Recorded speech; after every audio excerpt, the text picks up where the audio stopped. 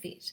And today I want to talk about something that I think is very important, which is about trainers who insist that their way is the only way. And you see that play out in so many different forums, and I even saw it play out in my own forum recently, where some people were saying that this is the way things need to be done. It has to be done this way and there is no other way. Whenever you hear a trainer say that, whenever you hear a teacher say that there is only one way, you need to beware, because there's a lot of ego that is holding that opinion up, and there's a lot of investment in their way being the right way. So be very careful about listening to trainers and to teachers who insist that there is only one way, because we know that there are infinite possibilities to every outcome, infinite possibilities. Of course, we've got our own internal biases. Like, my opinion is that hypnotherapy, there's no other way. I know that's not true, I'm only joking. There are so many different modalities that help people achieve an outcome. Of course, my bias is towards hypnotherapy because that's what I've experienced in my life, and that's what I have experienced with the incredible success that my clients have, and the way that I teach my hypnotherapists, and the success that they experience with their own clients. And so my bias is, of course, with hypnotherapy, and I do have a bias with a particular type of hypnotherapy, and that is with regression. I've got this belief that a depressed client is not going to suddenly not be depressed if you just tell them to imagine some blackness leaving their body and it's replaced with a white light. That's not the way that it works. We do need to get to the entrenched negative emotions and make sure that they really are gone. But hey, who's to say that's right either? It's every single teaching that I give, every single teaching, so people who do my retreats and people who do all my teachings, every time I'm asked a question, I always say my opinion is that this is the way it goes. However, there's always exceptions, and then I will list a series of exceptions for everything. There's always exceptions, there's always exceptions, there's always exceptions. There is no absolute truth when it comes to the way that we do things. So I was looking at a couple of conversations that were going on in my group recently, whereby somebody asked a question and the question wasn't even answered. We just had a couple of people come in and say, no, this is the way it needs to be done. It's not necessarily the case. So please be mindful of that when you're listening to people's opinions, that when you hear anything that is absolute, beware. There's no absolutes. There is no, this is the way it is. When a client says this is what you need to do in response. And that's why we need to have ongoing sessions with our supervision group, with our mentor, with our coach, with our colleagues, with our community, because there are always exceptions. And so in life, we've got to, especially this year in 2020, when so much polarity has been shown up in terms of the way that people think, there is no right and there is no wrong. If you are so invested that your opinion is right, that's ego talking. So be aware that that's ego talking. So I want people to feel safe that when they post questions on Hypnosis Business Success Facebook group or anywhere at all, that they actually feel that their question is a valid question. And there are many different options. There are infinite possibilities to answering that question. There is no one way that will give us one outcome. Think about it. How many times have you heard about different diets, having different outcomes? For some, every single diet will have a success story, every single one. But no single diet will ever have 100% success, because no single diet is exactly right for everybody. It just does not work like that. Same with every other paradigm that we've got going on at the moment on the earth plane. So there is no right, there is no wrong. So when you hear your trainers, when you hear teachers, when you hear people that you respect and you are influenced by saying, this is the way it's going to be done, that guy's an idiot for doing it that way. She doesn't know what she's talking about when she does it that way. Stop. This is 2020. If it's shown us anything, it's to question. Stop and question. Is that really true? Can there possibly be just one way to deal with this situation? Of course not. Of course not.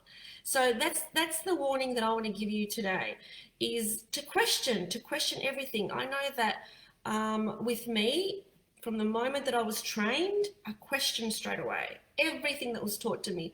So the very first thing that I did back in the beginning of 2010, I did my master practitioner in timeline therapy under Tad James.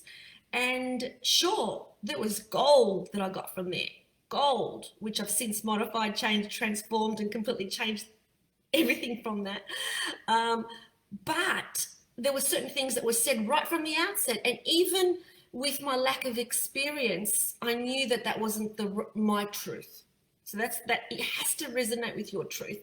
When they said, don't ever use these techniques on friends and family, don't ever do that. And all the trainers that I had would say that, even with the Academy of Hypnotic Science, where I did my diploma of hypnotherapy, they would say, don't use these techniques on friends and family. And I would think to myself, if I'm not going to use them on friends and family, like, why am I even learning this? Of course I'm going to use it on friends and family. I want to help them.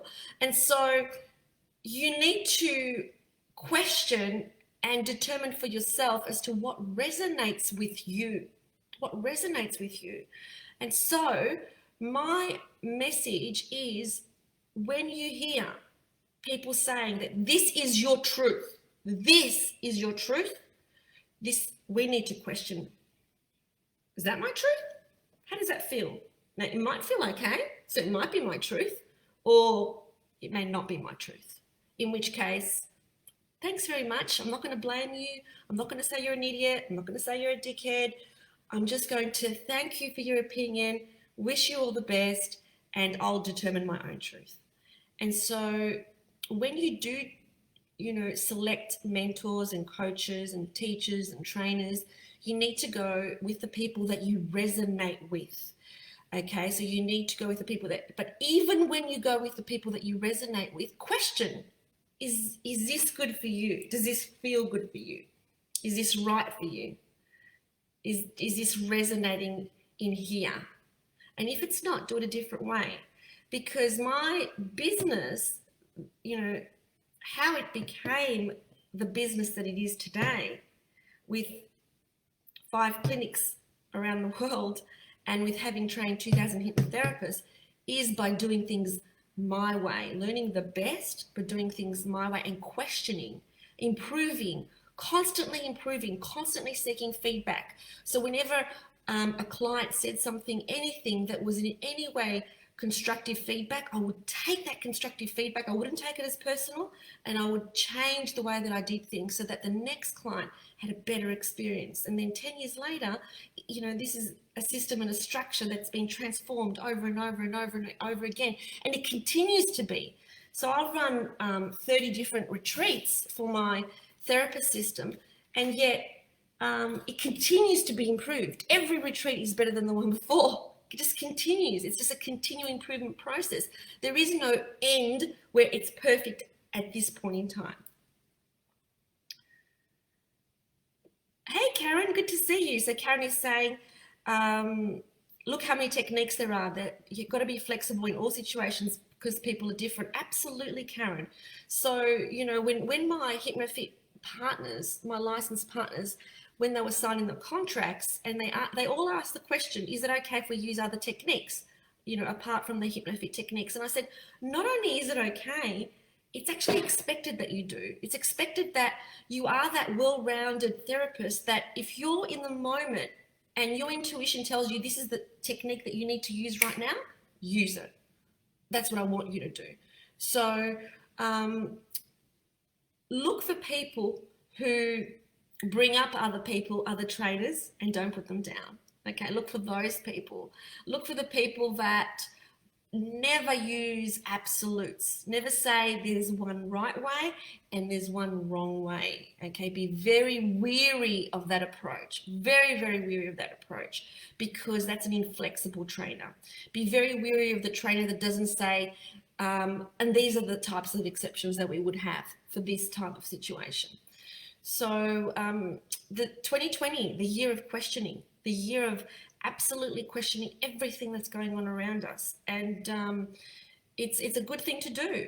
Now, is it a good thing to do to go down a rabbit hole and get all negative and be frustrated and annoyed? No, that's not what I'm talking about. I'm just talking about, questioning how that feels for you when you hear a statement and how that resonates with you, because more than ever, we need to get out of our head and into our being.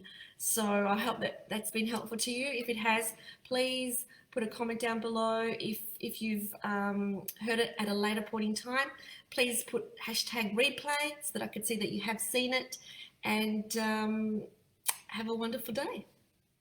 See you later.